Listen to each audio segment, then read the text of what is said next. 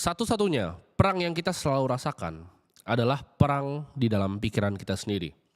Ini gue sering banget alamin dan gue yakin banyak teman-teman di sini juga yang nonton ini alami setiap malam. Kita sebagai manusia selalu punya mimpi ya, kita punya visi. Gue udah sering bahas tentang mimpi. Tapi gue belum pernah bahas topik ini, yaitu perang di dalam pikiran kita sendiri. Ini gue sering banget alamin setiap malam ya. Ketika gue punya visi, gue mau mencapai sesuatu. Tapi rasanya itu pikiran gue ini kayak ngomongin hal-hal lain ya. Walaupun hari ini udah capek nih kerja. Cuman dia selalu bilang, apakah lu orang yang bisa gitu untuk mencapai mimpi ini? Keraguan-keraguan itu ada terus gitu. Bahkan di level gue sekarang pun, ini hal yang gue alami setiap malamnya. Rasanya setiap pikiran-pikiran keluar itu, setiap mau tidur, setiap kita lihat diri kita sendiri di depan kaca, keraguan itu akan tambah muncul dan tambah muncul terus. Tapi ini bisa dilatih ya, makanya gue bilangnya adalah perang di dalam pikiran kita sendiri. Sama dengan ilmu ya, sama dengan uang juga. Kemampuan ya untuk meredam nih suara-suara di otak kita ini, ya perang di dalam pikiran kita sendiri setiap malam, itu bisa dilatih dan compounding juga. Ini gue pengen cerita sedikit ya, waktu dulu ya gue punya mimpi untuk mencapai 1 triliun pertama. Mungkin untuk kalian itu kesannya luar biasa besar. Buat gue juga waktu itu luar biasa besar dan rasanya mustahil ya. Tapi mimpi itu adalah mimpi yang gue pupuk sejak gue sangat kecil. Ya dari gue zaman SMP, gue udah bilang sama diri gue sendiri, suatu saat gue pasti akan punya 1 triliun rupiah. Itu sudah jadi mimpi gue. Tapi kalau misalnya gue cerita ke orang akan kira gue gila. Bahkan gak cuma orang, ya itu pikiran gue sendiri nganggap gue gila. 5-7 tahun lalu, ya waktu uang gue masih jauh sekali dibanding uang gue sekarang, pikiran gue itu selalu menang dalam perang setiap malam. Pikiran gue ini yang justru mencoba untuk merasionalisasi ya. Jadi mimpinya ini coba dihilangkan justru sama dia, dengan dibilang kayak dicoba ditampar gitu untuk sadar bahwa Timothy, lu tuh anak siapa sih? Lu tuh bapaknya siapa? Apakah bapak lu orang kaya? Kok lu bisa-bisanya gitu mimpi mau 1 triliun? Lu emang keluarga konglomerat? Emang skill lu apa sih? Lu bisa ngapain? Lu cuma jualan sedotan. Masa sih lu jualan sedotan begini ya? Ngiklanin pakai gambar kura-kura lu bisa sampai 1 triliun. Justru pikiran kita sendiri ya yang melakukan hal-hal itu. Dan itu bisikannya kayak ada banyak gitu Timothy di sini. Ngomongin gue kayak gitu, lu anak orang siapa sih sebenarnya? Yakinkah lu bisa? Emang lu sepinter itu? Lu juga kayaknya goblok gitu, nggak pinter-pinter amat. Apa sih gitu yang hebat dari seorang Timothy? Itu yang selalu muncul ya. Setiap kali gue punya mimpi itu ya, gue kerja nih rasanya udah capek. Karena kan gini, kadang kalau kita kerja di awal-awal ya, waktu gue awal kerja SMP, hasil tuh nggak kelihatan. Jadi itu ngerasanya kita kayak ngerasa jadi orang halu gitu. Kita jadi orang halu dan pikiran kita tuh mau bunuh terus gitu mimpi-mimpi itu. Setiap detik, setiap menit. Bahkan paling parah suara paling keras ketika sudah mau tidur. Ketika kita udah kerjain semuanya, udah capek mau tidur, nah itu pikirannya paling keras di situ. Nah, tapi kuncinya di sini, di saat kita dapat kemenangan-kemenangan kecil yang membantu kita terhadap mimpi kita, justru kita bisa bilang ke pikiran kita, ini udah berhasil sedikit nih. Tapi itu suaranya akan makin keras dulu. Contoh, waktu gue awal mulai kan pikirannya kayak tadi, apakah lu yakin lo anak siapa dan lain-lain. Nah gue akhirnya mendapatkan 1 miliar pertama gue di umur 19 tahun. Ya di usia yang mungkin orang lihat itu relatif sangat-sangat muda. Di umur 19 gue dapat 1 miliar, gue bikin agency dan gue lagi bangun startup gue juga waktu itu. Pikiran gue juga sama gitu. Lu umur 19, lu cuman begini aja punya agency gembel begini aja gaya bener lu mau gaya-gaya 1 triliun. Itu pikiran gue sendiri loh yang ngomong gitu. Apakah yakin? Padahal di mata semua orang mungkin 19 tahun punya 1 miliar ya waktu itu. Sebelum inflasi kayak sekarang. Itu udah hebat. Cuman pikiran gue masih coba untuk ngeredam terus mimpinya. Bahkan sampai di 10 miliar ya. Gue dapat 10 miliar pertama tuh umur 21 tahun. Di 10 miliar pertama itu pikiran gue juga bilang, alah lu 10 miliar ya kan. Lu naik aja masih Porsche sejuta umat, lu masih pakai Cayman gitu kan. Gaya bener lu mau 1 triliun. Emang bisa lu? Lu kira gampang gitu. Lu lihat aja LKHPN menteri-menteri itu berapa gitu. Mereka aja ada yang asetnya kerja sampai tua cuma 100 miliar. Apa yang bikin lu pede banget? Mentang-mentang lu hoki dapat 10 miliar, lu bikin lu mau 1 triliun. Nanti kalau hilang semua uangnya gimana? Kenapa uangnya nggak lu amanin aja? Ngapain lu cari resiko yang lebih tinggi? Itu pikiran-pikiran yang selalu ada gitu di otak gua. Tapi lama-lama semakin gua menang ya, pelan-pelan dari nggak punya duit, ya punya 1 miliar pertama di umur 19, ya punya 10 miliar pertama di umur 21, punya ratusan miliar sekarang. Itu lama-lama gua bisa ngomong ke pikiran gua, udah mau sampai loh. Jadi karena kemenangan-kemenangan kecil, gue bisa meredam justru pikiran-pikiran yang seperti itu. Gue bisa bilang ke dia setiap kali dia bisikin, sabar, ini udah mau sampai loh. Gue tahu jalan gimana, gue bisa melihat visinya apa, dan rencana gue udah jelas untuk sana. Tapi balik lagi, misalnya gue udah capai yang gue mau tadi 1 triliun, pasti gue ada target lagi mau 100 triliun, 1000 triliun, pasti ada target lagi dan pasti pikirannya muncul lagi. Apa kalau yakin gitu kan? Kayak yang bikin pick aja gitu loh, kayak bikin SCBD aja lu bisa begitu. Itu akan muncul terus pikiran itu dan itu nggak akan pernah bisa berhenti. Karena setiap kalian bikin tujuan yang sulit ya, setiap kalian punya mimpi-mimpi yang kalian pengen yang sulit, pikiran ini akan ngeredam kalian. Di namanya hidup ya, hidup ini selalu ada 2 pilihan. Lu mau jalan yang mudah Apa lu mau jalan yang sulit? Nah ini gue kasih tau kalian, jalan yang paling banyak diambil sama orang-orang kayak kalian ya. Ini jalan yang pertama, jalan yang mudah ya. Ini jalan dimana lu gak usah ubah apapun di hidup lu ya. Lu jadi kayak begitu-begitu aja. Misalnya lu, apapun pekerjaan lu, misal lu office boy, ya udah lu jadi office boy aja yang baik gitu. Datang pagi nyapu pulang. Hidup ini pilihannya gampang ya. Lu mau satu atau yang dua. Yang satu ini gue bilang ini lurus nih. Lu lihat jalannya lurus, lu bisa lihat jalannya. Depannya jelas ya. Lu tinggal lakuin yang lu kerjain apa. Dan kalau ada yang gak berhasil di hidup lu tinggal salahin semua orang. Gampang kan? Contohnya, lu bikin misalnya bisnis nih, gagal. Gua ditipu, gua ini. Atau bahkan lu belum bikin bisnis nih. Lu kerja nih ya, lu belum bikin bisnis. Lu bilang, gua mah gak bisa bikin bisnis, gua orang tuanya gak kaya, gak kayak dia. Dia mah pasti bapaknya kaya. Bahkan gak usah bisnis deh, lu belum kerja pun. Lu tetap mau jadi pengangguran ya, ini gampang nih lurus nih jalannya. Jadi pengangguran aja gitu. Karena kalau lu mau ambil kerjaan ntar dia bilang, dia mah jelas, dia kenal orang dalam. Dia masuk karena kenal orang dalam. Lu akan bikin semuanya itu salah orang lain gitu. Pokoknya di dunia ini, lu paling bener gitu, salah semua orang. Itu makanya orang-orang yang keluar ya kan. Orang-orang yang otaknya dangkal kebanyakan begitu ya. Dia gak pernah mau ngelihat kesalahan dalam dirinya sendiri. Yang dilihat cuma salahnya orang lain. Ini salah orang tua gua gak kaya. Ini salah dia orang dalam, ini salah ini, salah. Semua salah orang. Nah itu hidup yang enak, gampang. Lu tinggal lanjutin aja ya kan, ngopi-ngopi santai. Lu lanjutin, salahin semua orang. Enak kan hidup kayak gitu. Tapi di akhir dari jalan yang lurus dan mudah ini, tamannya itu busuk dan gersang. Jalannya gampang tapi lu nyampe taman busuk dan gersang gitu. Lu akan lihat nanti di depan, anak gua mau sekolah pusing gitu kan. Aduh bini gua nanti selingkuh sama suami lain karena gua gembel. Itu yang akan lu capai gitu. Ketika lu jalannya lurus nih, pokoknya semua salah orang. Semuanya salah orang. Gua miskin karena dia. Gua gagal karena ditipu. Kalau bisa tipu lu yang goblok kan. Lu pikir deh. Lu bisnis, lu ditipu. Yang goblok siapa? Yang nipu lu lebih pintar dari lu. Karena lu goblok, lu ketipu gitu. Nah sedangkan jalan yang kedua ini sulit. Luar biasa sulit ya, lu gak bisa lihat depannya apa. Mungkin di depannya baunya bahkan busuk jalannya gitu. Lu lihat ada kabut, lu gak tahu gitu jalannya seperti apa. Jalan ini akan bikin lu jadi sengsara. Ini akan menguras fisik lu, menguras mental lu. Ya mental kan balik lagi. Tadi jalan yang lurus.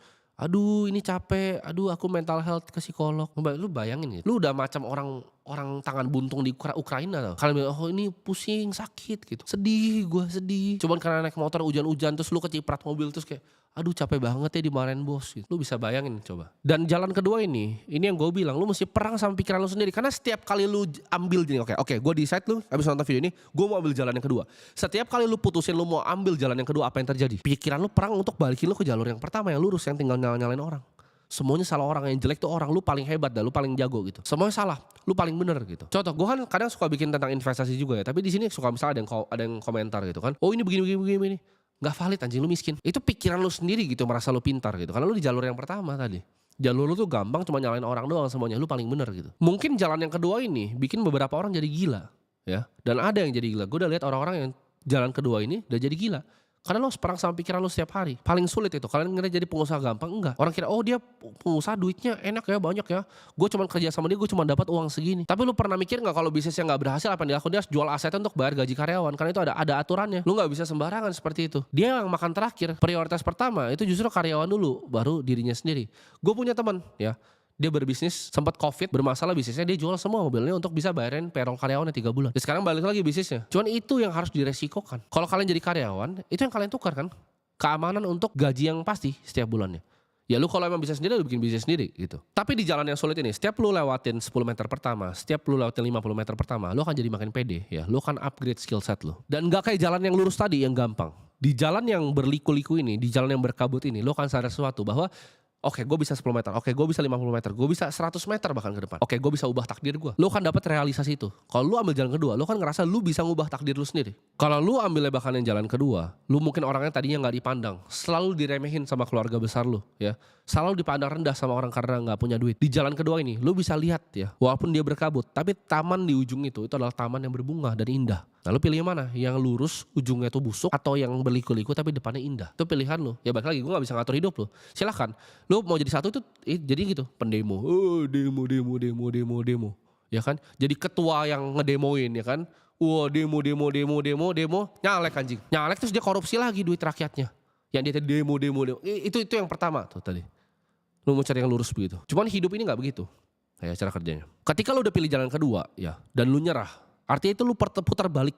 Ya, lu putar balik untuk ambil jalan yang pertama. Banyak yang kayak gitu. Nyoba baru 10 meter dia putar balik. Karena susah. Artinya apa kalau lu berhasil putar balik? Pikiran lu menang. Ya lu gagal. Jadi jalan kedua ini perang sama pikiran. Dia akan bilang, lu gembel, lu bapak lu gak kaya, lu gak begini, lu gak bisa ini, lu gak hebat, lu gak spesial amat. Dia akan ngomongin terus sampai lu putar balik. Gue pun sama ya. Gue di jalur kedua yang mungkin udah di ujung gitu. Masih diomongin terus untuk gue putar balik gitu. Nanti gini, ini gue ceritain jujur ya apa yang terjadi sama gue. Tim, lu tuh udah punya segini Tim. Ini ibaratnya lo taruh di obligasi aja 7 turunan gak habis uang lo. Bener-bener 7 turunan udah gak habis gitu. Apalagi yang lo mau kejar di hidup ini. Kenapa lo masih mau bikin impact ke masyarakat? Kenapa lo masih mau bikin video ini ngajarin orang-orang miskin di luar sana gitu? Kenapa lo gak kayak teman-teman lo yang lain aja? Anak-anak tongkrongan gue yang udah bikin bisnis besar gitu kan. Hilang. Gak perlu ada muncul di sosmed. Gak perlu ada ngajarin orang. Kenapa? Karena tadi gue bilang, gue kan pernah punya visi gitu. Gue pengen negara ini jadi lebih baik. Gue pengen masyarakat kita bisa jadi sedikit lebih pintar. Kenapa gue masih bikin kayak gini? Itu diomongin terus loh. Ini hari libur tanggal merah. Gue tetap syuting video seperti ini. Kenapa? Padahal pikiran gue sebenernya, udahlah ngapain sih? Gue bahkan beberapa kali ngomong gitu ke teman-teman paling dekat gue. Apa gue udahan aja ya? Gue beli pulau, beli pesawat santai kan gitu. Sudah. Gak usah gue ngurus-ngurus gini. Gak usah gue ngomong di depan kamera seperti ini. Karena gak ada fungsinya semua ini buat gue. Kalau gue mau hilangin mimpi gue tadi. Karena mimpi gue taman berbunga gue adalah Indonesia jadi negara yang maju. Karena kita adalah kerajaan lama yang luar biasa besar tadinya zaman Majapahit. Gue cuma pengen balikin kita ke era itu. Ya mungkin jalannya sulit dan mungkin gak pernah nyampe. Cuman at least gue rasa hidup gue kayak sia-sia. Karena jujur ya, di uang kayak gue bosan gitu. Terus gue mau ngapain gitu, mau beli mobil. Gue beli mobil tinggal begini, mobil apapun gue bisa beli di dunia. Hilang gitu loh, kesenangannya hilang di sana. Nah dan ketika pikiran lo tadi menang, kapasitas diri lo, dia akan bilang ke semua badan lo kapasitasnya stop untuk berkembang. Ya, jadi kalau pikiran lo menang, lo putar balik jalan satu, semuanya hilang nanti kapasitas lo. Tapi lo kalau bisa lo bilang ke pikiran lo, anjing lah gitu kan. Walaupun gue memang gak hebat-hebat banget, tapi gue tuh bukan pecundang. Dan gue mau coba sampai titik darah terakhir. Gue memang capek, ya. Badan gue mungkin memang udah gak kuat, otak gue juga udah panas gitu kan. Gue gak pengen sebenarnya seperti ini, tapi gue gak akan menyerah. Nah itu yang lu ngomong ke pikiran lu.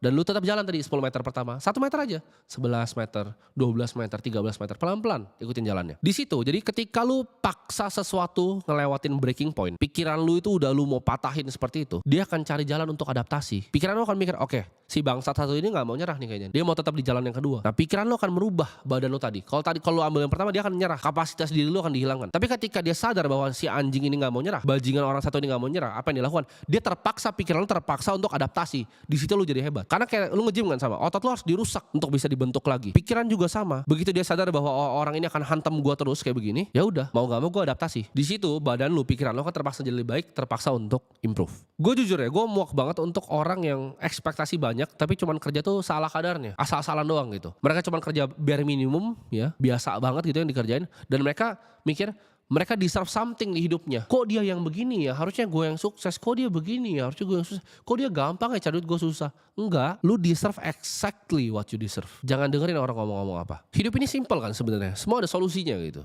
Contohnya, mertua lu itu nganggap lu rendah. Ya lu jadi orang kaya. Satu-satunya ya yang ditakutin sama mertua adalah orang yang lebih kaya. Itu emang udah caranya gitu. Gimana cara lu bikin mertua yang nge-respect lu? Ya lu jadi orang kaya.